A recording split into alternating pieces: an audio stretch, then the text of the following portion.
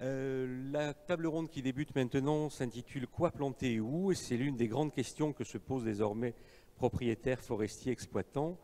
Et la réponse n'est pas évidente, comme on l'a vu ce matin dans les précédentes tables rondes, tant elle dépend du climat, du relief, du biotope, des demandes du marché du bois, évidemment, des évolutions, je vais y arriver, du changement climatique.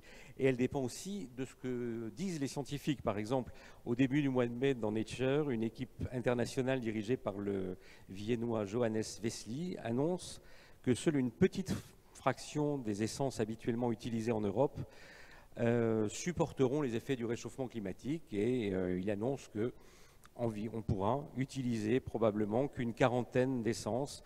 Je crois me souvenir que les forêts métropolitaines en abritent environ 200.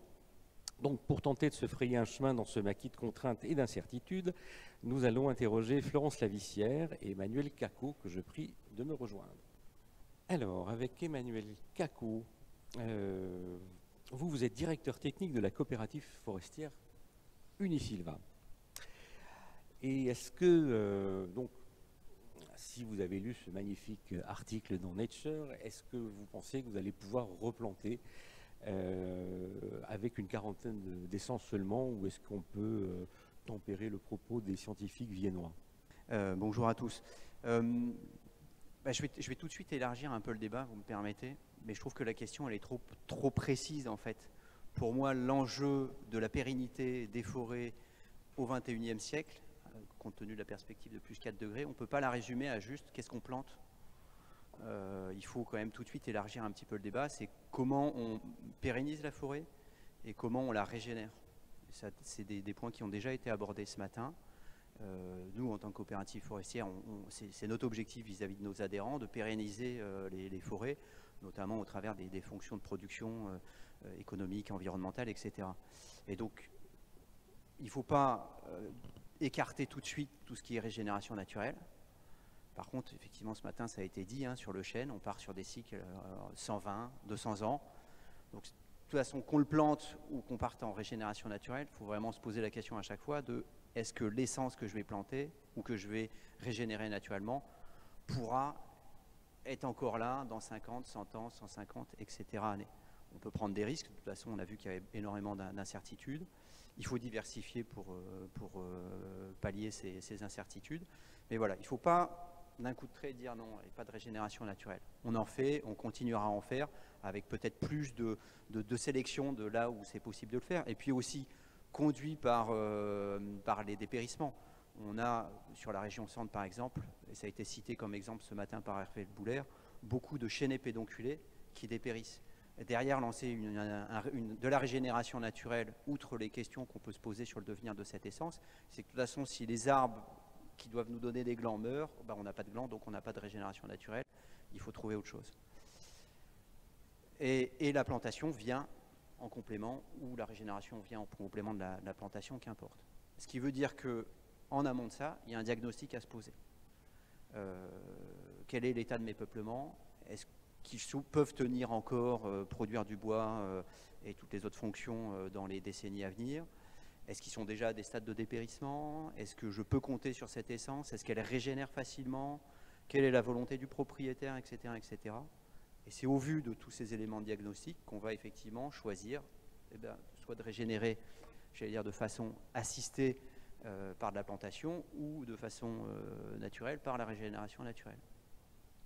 Et après, on en vient effectivement au choix des essences, progressivement en refermant la question, on en vient effectivement au choix des essences. Pour le choix des essences, on a des outils fort utiles comme BioClimSol ou comme Climessence, qui ont l'avantage effectivement de présenter des panels d'essences beaucoup plus variés que la quarantaine, parce que rien que dans Climessence, de mémoire, il y a 170 fiches essences différentes. Alors il y a de tout là-dedans, il y a des essences que je ne connais même ni d'Ève ni d'Adam et qu'il va falloir découvrir, mais il y en a d'autres qu'on connaît déjà pas mal. En tout cas, nous, nos critères de sélection, ça va être déjà, il y en a 5, un groupe, même si dans les fiches de Climessence, il y a 37 critères et ils ont tous leur importance. Mais en tout cas, moi, les 5 critères de sélection des essences principaux que je vais mettre en avant, ça va être bien évidemment une essence adaptée aux conditions climatiques futures et actuelles. Parce qu'on a fait par exemple des expériences de plantation de pin d'Alep, qui est un pin du pourtour méditerranéen. On en a mis 1,5 hectare en Sologne. Il n'a pas supporté les premières gelées du premier hiver, parce qu'effectivement, il sera certes adapté dans 20 ou 30 ans au climat qu'on aura en Sologne, mais pour l'instant, il n'est pas adapté au climat actuel. Donc il faut, c'est ce qui est dit d'ailleurs dans l'article que vous citez, c'est que le problème de la quarantaine d'essences, c'est qu'il faut trouver des essences qui sont adaptées au climat actuel et adaptées au climat futur. Donc ça réduit effectivement le champ des possibles. Donc la première chose, c'est des essences adaptées. La deuxième, ça va être des essences qui grandissent bien, le mieux possible dans le contexte climatique. Et troisième critère, dont on sait quoi faire du bois. Ça veut dire prévoir les évolutions du marché finalement. Oui, oui, oui. Et créer parfois ce marché-là, parce qu'il y a des essences qu'on introduit. Je pense par exemple au Douglas, qui est une essence nord-américaine, où il y a eu tout un travail autour de la qualification mécanique, la qualification de ce bois-là, pour pouvoir l'utiliser. Et ça, c'est un travail qui est essentiel. C'est-à-dire que si on amène une essence qu'on ne connaît pas, moi j'ai des exemples dans les forêts qu'on gère, de chênes chevelus ou de chênes tausins ou même de chênes pubescents qui sont des essences méditerranéennes mais qu'on trouve déjà naturellement dans certains, par petits bouquets ici ou là dans nos forêts, sauf qu'actuellement si j'en mets sur le marché, personne n'en veut. Donc, pourquoi personne n'en veut? Parce qu'ils ne se sont pas qualifiés ou parce que les gens n'ont pas l'habitude de travailler avec? De tout, c'est les deux, c'est qu'en fait les gens n'ont pas l'habitude de scier par exemple du chêne pubescent, qui est reconnu comme étant un bois plus nerveux, donc quand on va le sécher, il va falloir le sécher un peu différemment, et qu'est-ce qu'il vaut en termes est-ce qu'avec tout autour de nous là, c'est du chêne, mais du chêne sessile ou commun ou pédonculé, je ne serais pas capable de faire la différence, mais est-ce que demain on est capable de faire la même chose avec du chêne pubescent? J'en sais rien. Mais ça, c'est le genre de choses qu'il faut effectivement tester et vérifier. Pareil avec, je citais le chêne chevelu ou le chêne tousin, je ne sais pas. Donc voilà, il y a d'une part la qualification, et puis d'autre part, il y a le fait de créer un marché. Et donc pour ça, avoir aussi un certain volume. Si demain, on se met à mettre du chêne chevelu, pour reprendre cet exemple-là, je ne vais pas planter juste un chêne chevelu ici ou là. Il va falloir que j'en ai mélangé avec d'autres essences, mais un volume suffisant pour créer un marché, pour que derrière les scieries se structurent, savent le valoriser et qu'il y ait toute une filière qui sache valoriser ce bois-là. Ça, c'est un paramètre aussi important, mais dans les autres paramètres que je prendrai en compte,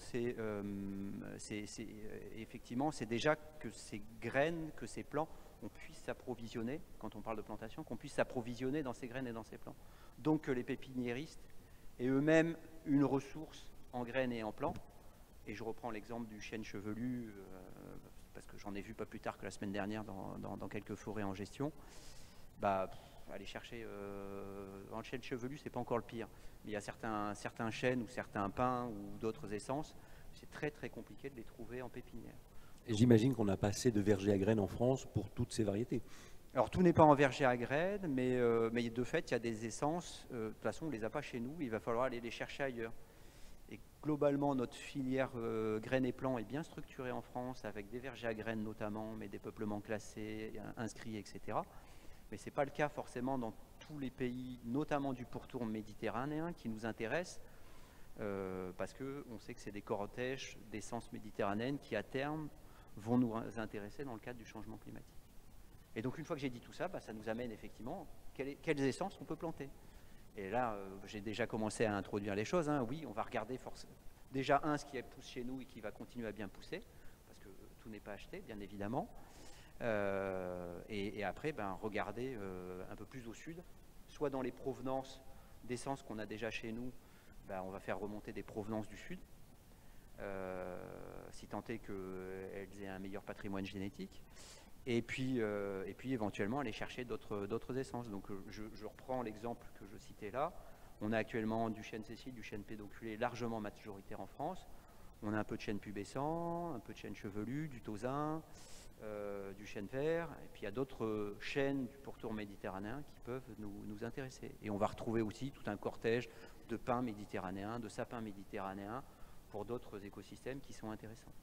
J'ai vu il y a quelques temps qu'un programme de recherche que je trouvais tout à fait original commençait à livrer ses premiers résultats, qui consiste en gros à envoyer les forestiers regarder des parcelles abandonnées depuis des décennies. On les a oubliées ou elles ont finalement été moins intéressantes à ce moment-là, et voir comment ces arbres avaient évolué. et on voit des résultats qui, moi, m'étonnent, mais qui ne sont peut-être pas surprenants pour les forestiers, que par exemple, dans le midi de la France, l'une des essences qui semble avoir un potentiel intéressant, c'est les séquoias géants. Alors, est-ce qu'on peut s'attendre à voir arriver dans quelques décennies des planches dans ces bois qui nous semblent encore très exotiques, ou on n'en est pas encore là? Il faut se fermer aucune porte. Je pense que pour l'instant, la majorité de ce que l'on plante, en tout cas quand on plante et quand on veut chercher vraiment à planter des choses un peu différentes de ce que l'on a l'habitude de connaître chez nous, ça va être plutôt dans le cortège méditerranéen que j'évoquais. Mais effectivement, on ne se ferme pas la porte à aller chercher d'autres essences ailleurs. Et donc là, en l'occurrence, outre-Atlantique, je parlais du Douglas tout à l'heure, mais c'est le cas du séquoia vert, du séquoia géant, du calocèdre et d'autres essences comme ça. Le problème, c'est qu'on a très peu de recul sur ces essences-là. Séquoia vert, un peu moins, parce qu'il y a quand même pas des essais ici ou là qui existent. Mais alors là, il va falloir les planter en îlot d'avenir, voir déjà si ça pousse bien, comment ça pousse, apprendre à gérer ça, et puis derrière, comme j'évoquais, créer une filière pour valoriser ces bois-là. Et justement, vous évoquiez le pourtour méditerranéen. Est-ce que les coopératives françaises ont des contacts avec des équivalents ou des institutions de recherche au Maghreb, au Machrek ou en Méditerranée orientale pour discuter de ça? Nous, coopératives directement, non.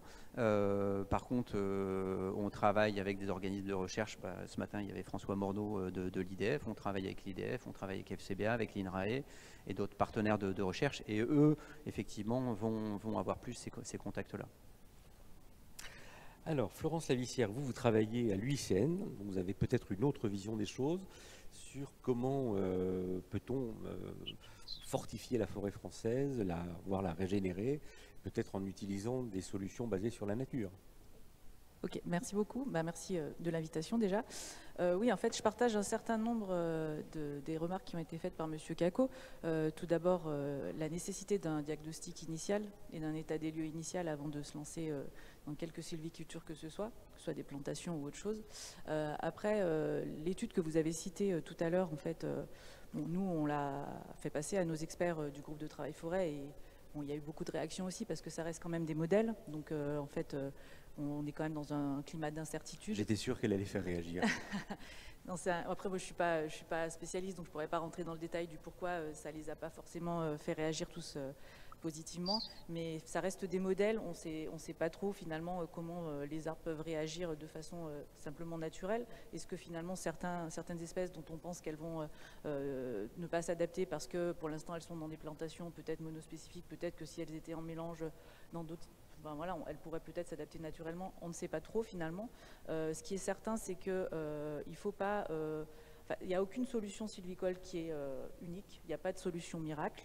Il faut procéder en fait en mixant les différentes solutions. Alors évidemment, à l'UICN, on prône en fait les solutions qui s'appuient sur la biodiversité, parce qu'il y a d'autres études qui sont sorties récemment et qui montrent que quand même les forêts les écosystèmes forestiers qui sont riches en biodiversité sont ceux qui semblent quand même être le plus résilients et le mieux s'adapter à l'augmentation des températures et au changement climatique et aux différents phénomènes de tempêtes et autres qui peuvent s'accompagner avec l'augmentation des températures.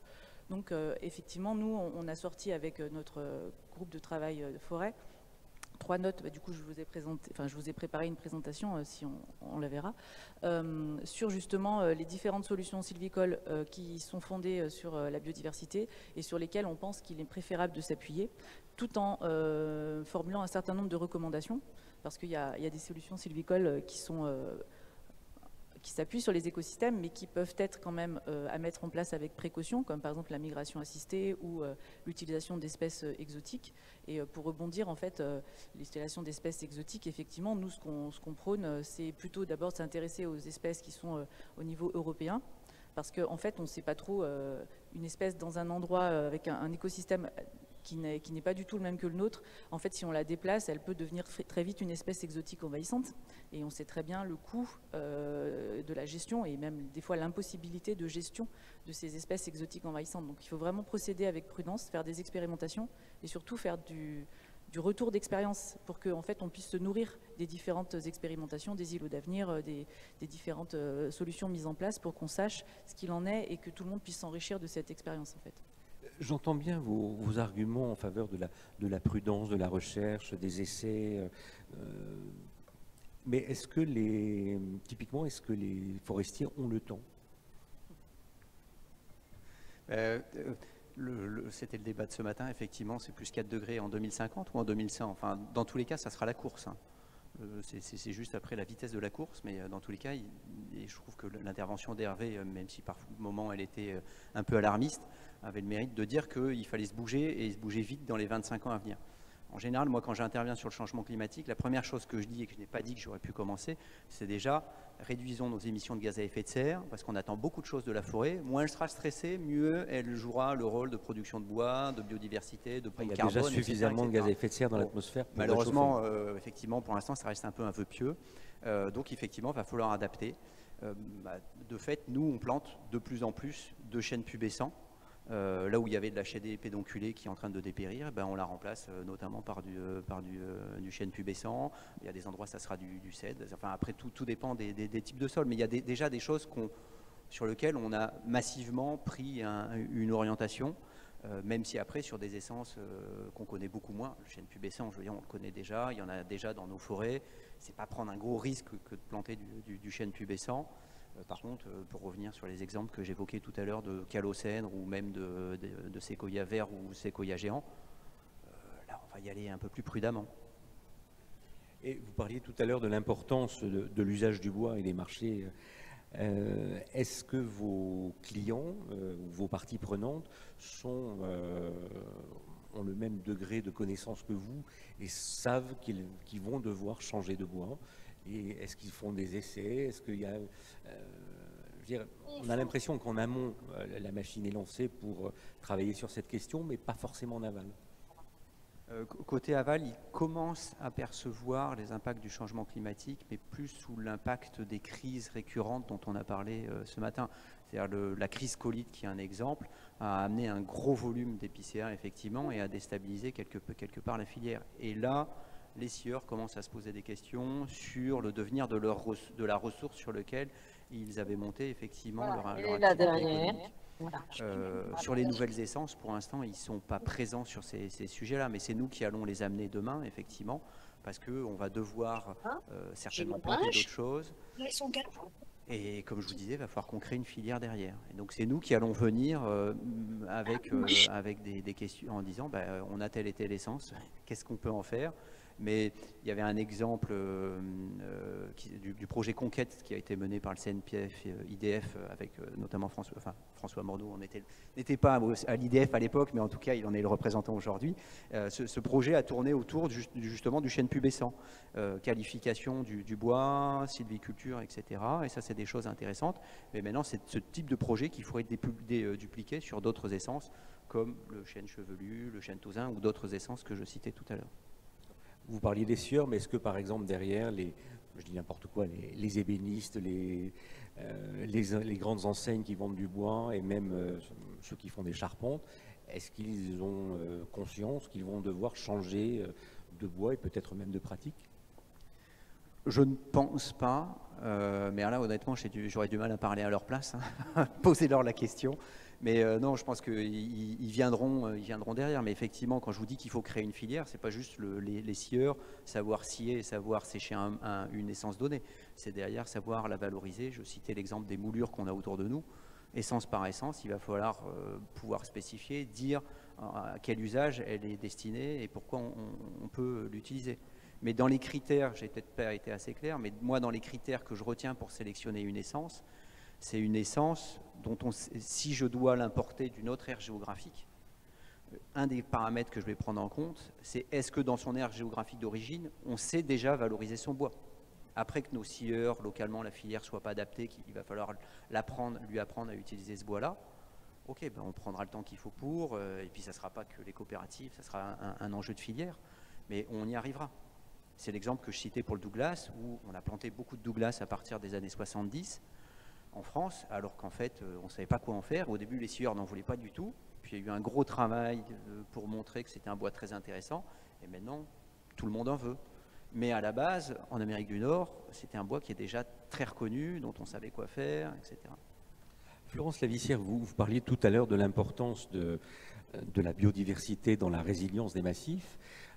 Est-ce que c'est un message que peuvent entendre au hasard les forestiers du massif des Landes de Gascogne? Joker. Après, c'est des plantations qui ont été faites comme ça, où il n'y avait pas de problème à l'époque, entre guillemets, on faisait des plantations monospécifiques et puis ça se passait bien, on en tirait du bois et on ne se posait pas autant la question. Là, on est face à des problèmes qui n'étaient pas ceux qu'on avait il y a 50 ans, donc on se rend compte que c'est peut-être pas la meilleure solution d'avoir des énormes étendues d'une seule espèce, qui plus est inflammable aussi. Donc oui, je pense que il y a des choses à revoir en fait. Effectivement, il y a des choses à revoir. Il y a des modèles qu'on avait avant qui ne sont plus applicables maintenant. Après, il faut aussi réfléchir à ce qu'on apporte comme nouvelle essence. Si c'est pour amener aussi des essences qui sont mieux adaptées au niveau du climat, de la résistance à la sécheresse peut-être, mais qui sont très inflammables aussi, ou qui sont, voilà, il faut réfléchir à tout ça. Je pense qu'on n'a pas toutes les solutions, mais encore une fois, je pense qu'il y a plusieurs solutions qu'il faut combiner et qu'il faut tester. Alors évidemment, tout à l'heure, vous disiez, est-ce qu'on a le temps de tester finalement, ou est-ce que c'est pas juste dans l'urgence qu'il faut procéder? Mais si on procède dans l'urgence, on risque de faire des erreurs qui seront peut-être pires que la situation dans laquelle on est actuellement ou vers lesquelles on a peur d'aller, quoi. Donc il faut essayer de trouver un petit peu un compromis entre les différentes solutions. Et puis surtout, je pense, il faut aussi se dire que la forêt, elle était là avant nous et elle sera là après nous, je pense. Et que du coup, il ne faut pas non plus s'imaginer que si on ne fait rien du tout, tout va partir à volo en fait. Alors oui, il y aura peut-être moins de production de bois, etc. Mais la biodiversité, elle sera peut-être un peu différente, mais elle existera quand même. Donc il ne faut quand même pas s'empêcher de laisser quand même aussi certains îlots en libre évolution pour voir comment ça se passe quand ça se débrouille tout seul en fait. Parce que ça doit être des endroits où on doit pouvoir justement regarder ce qui se passe et en tirer des leçons pour connaître qu'est-ce que la forêt, en fait, elle est capable de faire, comment elle peut être résiliente sans l'intervention de l'homme. Est-ce que, question posée à tous les deux, pardon. Non, moi j'aimerais réagir sur cette partie-là quand même. La partie libre évolution me paraît intéressante effectivement dans la mesure où ça va rester des îlots ou des choix effectivement ponctuels. En faire une stratégie globale de gestion de la forêt française serait une grosse erreur. Non, c'était pas mon Christine propos. Deleuze l'a bien dit ce matin. Ok, effectivement, l'écosystème forestier s'adaptera, risque de passer par des grosses crises malgré tout, type incendie, tempête et autres. Mais la question qu'il faut se poser, c'est que si je ne fais rien dans la forêt, est-ce que la forêt va répondre aux besoins de la société humaine? Ça, c'est sûr que non, en fait. Donc on a quand même besoin de bois. Hein. Une fois de plus, je reprends l'exemple de ce qu'il y a autour de nous. La société humaine a besoin de bois, donc de fait, on doit intervenir en forêt en termes de gestion. Non, mon propos, c'était pas de faire de la libre évolution partout, c'était de garder quelques îlots de façon raisonnée. 6 millions d'hectares de forêts privées ne sont pas ou peu gérés. Donc de fait, la structure de la propriété française fait qu'il y a des... Alors, c'est pas de la gestion volontaire, mais de fait, on les a. Et la question, c'est effectivement, malgré tout, dans une gestion volontaire, de laisser des îlots d'avenir. Là, on est des îlots, pardon, de libre évolution. On est d'accord. Est-ce que justement, dans ces propriétés privées qui sont souvent toutes petites en plus, est-ce que les forestiers peuvent y investiguer, peuvent les écologues, voir comment ça évolue et en tirer éventuellement des conclusions? Oui. Merci pour votre concision. Autre question qui s'adresse à vous deux, est-ce qu'il y a des pays où on est un tout petit peu plus en avance que nous sur cette question-là, ou est-ce que tous les forestiers du monde sont au même niveau de méconnaissance on voit pas mal de papiers passer au niveau international sur cette question d'adaptation des forêts au changement climatique, mais on va dire que les impacts, le ressenti déjà du changement climatique est varié d'un pays à un autre. Si on est dans un contexte tropical, si on a un contexte nordique, ou si on a un contexte comme nous en Europe occidentale. Donc il y a des choses très variées, mais c'est vrai que l'an dernier j'ai eu l'occasion d'aller en Allemagne et côté Bavière. Pour l'instant, ils le ressentent, à part la crise colite. Pour l'instant, ils ne sont pas trop stressés par ces questions de changement climatique. Je leur souhaite Tant mieux hein, pour eux, mais sauf que le constat qu'on fait, ça a été dit et rappelé ce matin, c'est qu'on a, alors j'ai entendu le chiffre de 670 000 hectares, 1 million à un moment, mais enfin bref, on tourne entre 500 et 1 million d'hectares qui sont déjà en grande souffrance liée au changement climatique. Donc on ne peut pas rester les bras croisés. On est bien d'accord. Et à l'UICN, vous avez une vision, j'imagine, un peu plus internationale. Est-ce que vous voyez des pays où la recherche et éventuellement les retours d'expérience sont plus importants? Alors en fait, nous on est comité français de l'UICN, donc on s'intéresse... Vous causez entre vous? Oui, bien sûr, non, bien sûr. Mais en fait, je ne connais pas pour l'instant d'études qui ont été faites par l'UICN international sur l'état des forêts dans le monde. Alors j'ai peut-être pas assez révisé ma copie, mais effectivement, s'il y avait quelque chose, ça serait l'UICN international en fait qui s'intéresserait à ça. Mais c'est vrai que nous, on est plus sur l'aspect France et Outre-mer. Donc je ne peux pas forcément répondre à votre question. Vous avez dit Outre-mer, on va bientôt y venir. Y a-t-il des questions dans la salle? Alors je vais faire le porte-micro.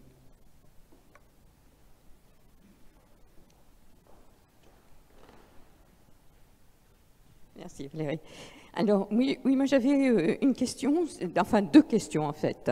Quand même, on a depuis ce matin des vrais forestiers, des gens qui adorent les arbres et qui nous parlent de forêts complexes, etc. Mais sur le terrain, on voit quand même progresser le monospécifique. Donc j'aurais voulu avoir quand même votre position. Les chiffres qui nous ont été donnés concernant les besoins économiques, etc., font que effectivement on est en face quand même d'un certain nombre d'interrogations. Et est-ce que on va voir se développer beaucoup de terres à croissance rapide? Je pense notamment à ce qui est en train de se passer en Guyane, on va en reparler tout à l'heure, mais sur la plantation d'eucalyptus ou d'arbres à croissance rapide pour pouvoir combler les questions de biomasse. Ma deuxième question, c'est plutôt une question qui s'adresse à l'UICN. J'aurais voulu savoir comment vous faisiez le point entre biodiversité et puis climat, puisqu'on va avoir les 2 conventions qui vont finalement se succéder. Et enfin, il y a quelques années, il y avait eu au niveau de l'ONF de l'Est des apports de graines qui étaient venus des forêts tropicales pour voir justement comment elles allaient pouvoir s'adapter.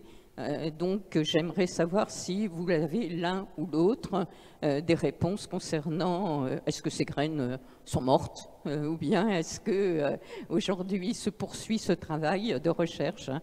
C'est une question complètement naïve. Et enfin le problème justement UICN aussi, c'est si on va chercher des graines ailleurs, est-ce qu'on va voir se mettre en place l'APA sur ces graines, et est-ce que ça peut être comment un frein aussi? Et puis souvent vous parlez des arbres qui montent, donc on a effectivement la forêt méditerranéenne devient finalement peut-être un lieu d'intérêt parce que ces essences se sont adaptées à un climat plus chaud, mais quid de la forêt méditerranéenne elle-même? Et où en sont les réflexions concernant cette forêt? Voilà. Bon, moi, je vais répondre à la première question en tout cas. Il y en avait beaucoup. Hein. Je vais essayer de me souvenir de toutes. La première question, oui, c'était l'aspect monospécifique des peuplements forestiers. Alors, je sais que c'est quelque chose qu'on entend régulièrement, mais moi, je vous invite à relire les indicateurs de gestion durable de l'inventaire forestier national. On avait Antoine Collin ce matin qui était présent. Regardez, les données sont disponibles en ligne et ces données ne montrent pas un développement des peuplements monospécifiques. Au contraire, j'aurais tendance à dire, au cours des 40 dernières années, la forêt française elle a perdu 400 000 hectares de peuplements résineux, alors que dans le même temps, la forêt feuillue elle a progressé de 2,5 millions d'hectares. Donc la résultante de tout ça, c'est que la forêt française elle a cru d'un peu plus de 2 millions d'hectares en surface, majoritairement du feuillu, et le résineux, je vous dis, il est en train de régresser. Donc il n'y a pas d'enracinement massif de la forêt française, contrairement à ce qu'on peut entendre ici ou là. Par ailleurs, les plantations ne représentent que 13% de la forêt française, dont 3% de feuillus et 10% de résineux. et je reprends les chiffres d'Antoine Collin ce matin, 10% de résineux qui produisent 50% du bois d'œuvre. Mais c'est génial la plantation.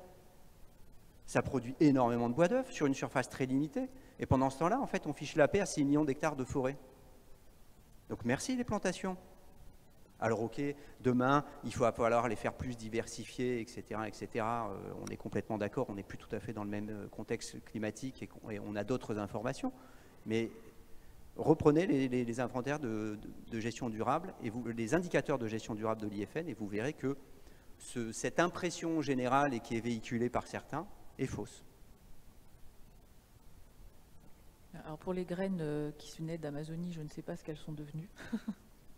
Mais en fait, ce que je disais tout à l'heure, c'est qu'on peut faire des expérimentations, donc on peut faire venir des graines de n'importe quel pays du monde. Le tout est de tester en fait ce que ça devient. Et on sait très bien que n'importe quelle espèce, qu'elle soit animale ou végétale, sortie de son écosystème d'origine, il y a des risques à les introduire dans des écosystèmes complètement différents. Donc c'est d'où ce que je disais tout à l'heure, le fait de faire des tests, d'avoir un diagnostic initial et de faire des tests sur ce qu'on amène et ce qu'on voudrait essayer de planter pour voir si ça va s'adapter.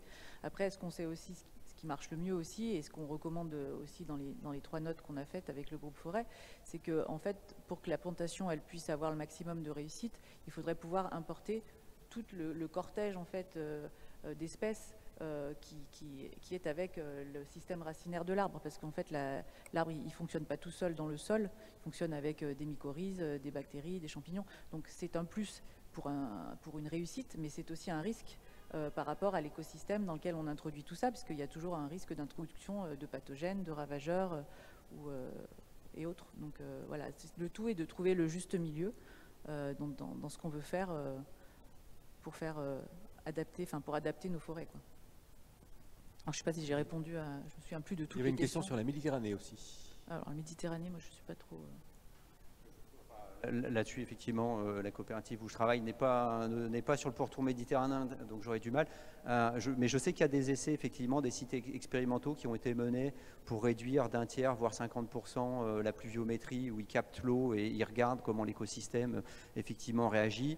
De mémoire, ce que j'avais lu, c'est que dans tous les cas, ça avait un impact de fait sur la croissance des arbres et donc sur la capacité à capter du carbone. Mais même dans le contexte méditerranéen, ça je l'ai vu passer, c'est qu'effectivement, on commence à observer des dépérissements parce que plus de sécheresse, indépendamment même d'incendie ou autre. C'est que c'est des forêts qui étaient adaptées au contexte méditerranéen qu'ils connaissaient, mais ça se durcit là-bas aussi et donc... dans un contexte à plus 4 degrés, même la forêt méditerranéenne, il faudra l'adapter en fait. La forêt méditerranéenne, le faciès méditerranéen va remonter vers le nord, donc on sait à peu près ce qu'il faut faire au nord, mais pour la partie méditerranéenne, en tout cas qui nous concerne, nous, il va falloir qu'on aille chercher un peu plus au sud. Après, logique. Juste pour rebondir sur ce que vous disiez, en fait, oui, c'est super, les plantations finalement... elles fournissent ce dont on a besoin. Il ne faut pas être caricatural. Remettez ce que j'ai dit dans la perspective avant de diagnostic, oui, etc. Tout à fait. Mais ce que je veux dire, c'est que dans le cadre de plantation aussi, ce qu'il faut voir, c'est qu'on fait des plantations. Les arbres, ils ont tous le même âge quand ils grandissent, puisqu'on fait une fois qu'on a fait une coupe rase, on plante tous, on les plante, quoi, donc ça pousse tout au même moment. Et qu'en fait, une fois qu'on a fait la coupe rase et une fois qu'on refait une autre coupe après pour récolter le bois, il y a quand même un fort impact sur le sol dont on parlait déjà ce matin. Et qu'en fait, sur la biodiversité du sol, mais aussi sur le stock de carbone qu'il y a dans le sol. Donc il faut réussir à faire un mix sans trop impacter le sol non plus, quoi. Ça va après plus dépendre. Pour avoir suivi l'expertise sur les coupes rases et renouvellement forestier, d'une part, beaucoup d'impacts sont liés pas tant à la coupe rase que la façon dont elle est menée et les travaux du sol qui sont réalisés derrière. Donc effectivement, il y a quand même pas mal de choses qui sont connues dans la littérature sur comment y remédier et limiter ces impacts-là. Et après, ça va être des questions de taille. Est-ce que je vais faire des coupes rases d'1, 2, 3, 5, 10 hectares, etc. etc. Oui, mais du coup, pour l'instant... Et c'est des compromis à trouver avec le climat, comment l'essence pousse, comment je vais pouvoir gérer ces peuplements, les volumes à récolter, etc. Il n'y a pas de solution miracle, une fois de plus, pour dire c'est 0,43 hectares qu'il faut et pas plus ni moins. On adorerait avoir ce genre de solution, mais on travaille avec le milieu vivant, donc il n'y a pas de réponse unique compte tenu de la diversité des peuplements forestiers et des écosystèmes. On a pris un petit peu de retard. Y a-t-il d'autres questions? remarques ou suggestions? Non. Alors, nous avons très rapidement évoqué les forêts ultramarines. Nous allons les évoquer un peu plus longuement et je passe le commandement à Dominique.